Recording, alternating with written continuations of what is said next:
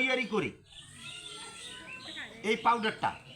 যাদের দাঁত একটু একটু নড়ে, শক্ত হয়, ঠান্ডা পানি দাঁতে ধরে বন্ধ হয়, দাঁত শুলে টাটায় ব্যথা করে, চাপা ফুলে ট্যাপড়াই উঠে পুজাসে মুখের দুর্গন্ধ ভালো হয়, দাঁত পরিষ্কার হয়, দাঁত সাদার চেয়ে সাদা হবে, আপনার দাঁতে আরেকজনকার ছবি দেখা যাবে, দাঁতের পাড়িতে ঘা, মাড়িতে ঘা, জিভেতে ঘা ভালো হয়। আমরা এই পাউডারটা বিক্রি করি। এটা কয় টাকা বেচাই, কত দাম বলা যাবে? কয় টাকা বেচাই কোয়া যাবে? এই পাউডারটা আমরা যে কোনো হাটে বাজারে বিক্রি করি 50 টাকা। এই মুহূর্তে আমরা 50 টাকা নেব না। এই 50 টাকাকে 5 ভাগ করে ওখান থেকে 2 ভাগ বাদ দিলে কত হয়?